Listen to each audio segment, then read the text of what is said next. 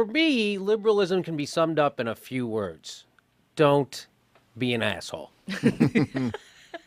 Or to put it another way, don't be George Will. Because this week, George F. Will, the F stands for George F. Will, the non-thinking man's thinker, wrote in the Washington Post in his own column about what he calls the quote, supposed epidemic of rape on college campuses, end quote. In it, he accuses female students of seeking the, quote, coveted status of victimhood because it confers privileges. That's right. This is all true. George Will's argument is that victims proliferate because of survivor privileges. Jesus. The female students will lie about sexual assaults because they want to be part of the coveted rape club with all the perks you get from having a rape club membership. Half off your next rape. Half off. We know this to be true because on campuses you can see long lines of women waiting to get their goodie bags for reporting rapes. The question George Will doesn't answer is what exactly are the privileges for surviving a rape? Spending an evening with a rape kit? The humiliation of making your private life public in order to get justice? And the bonus of esteem-crushing shame and losing trust and feelings of fear and anxiety that will follow a rape victim for the rest of their lives. In typical Republican derangement, he puts the ultimate blame on Obama and something he calls progressivism. He throws around numbers to show that reported sexual assaults at colleges are nothing to be alarmed about. And what George Will doesn't realize is that sexual assault is underreported because, well, there's people like George Will in the world. Most disturbing, George Will describes in detail an actual rape where a female student is forced into non-consensual sex with a former partner. He mockingly calls her a quote-unquote sexual assault victim because she filed a report 6 weeks after the incident, and the Obama administration will be, quote, riding to the rescue of people like her. He asserts that non-consensual sex is merely a product of the hookup culture on college campuses. And who would know better about the hookup culture on college campuses than George F. Will? George Will, the only man who combs his actual hair to look like a toupee and has all the sexual appeal of Abe Vigoda.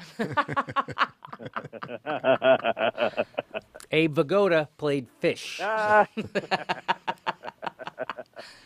You know, I felt like I deserved survivor privileges for just reading that fucking column. For those who might be unfamiliar with George Will, he's one of the most respected and influential intellects on the right. When he isn't waxing tediously about baseball, he disdains the left's bleeding heart while celebrating the right's lack of heart. Looking like a cross between Professor Bunsen Honeydew and Beaker, George Will has maintained an impressive 40-year career of getting everything wrong. In his writing, using turns of phrase stolen from H.L. Mencken, he grumpily sneers at every minor progress that American society has made over the decades. On the fast-moving road of history, he insists on driving on the wrong side. George Will opposed the Civil Rights Amendment. He's opposed to minimum wage. He believes that money in politics should be unlimited. He considers climate science a big conspiracy. He applauds health companies that refuse treatment for HIV or AIDS. He's against Social Security and Medicare. He supported the war in Iraq until it became so unpopular he changed his position. He's also against industrial regulations, affirmative action, Roe versus Wade, blue jeans, weekends, comfortable furniture, rescue dogs, the smiles of newborn babies, dessert after dinner, kids playing on his lawn, and happiness. George is a man of personal integrity and honesty. His wife was Bob Dole's communications director, and she was a consultant and speechwriter for Rick Perry and Michelle Bachmann's presidential campaigns. All that time, George remained a political commentator for the media, never disclosing his conflict of interest.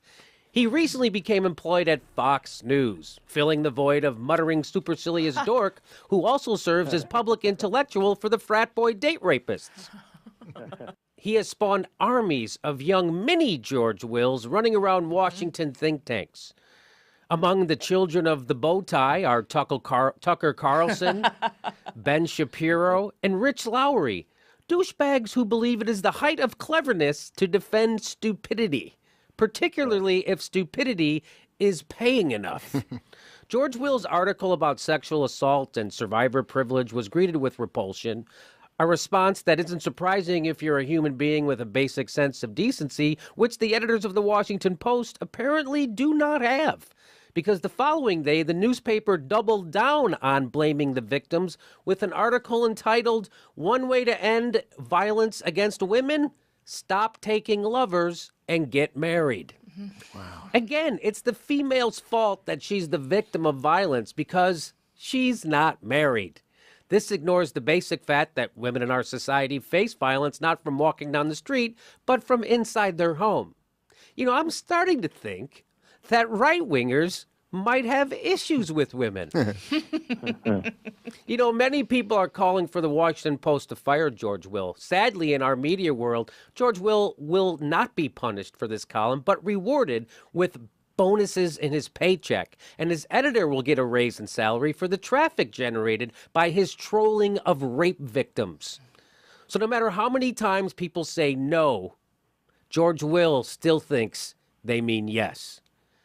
Besides, if he was fired, I bet he'd only play the victim card anyway.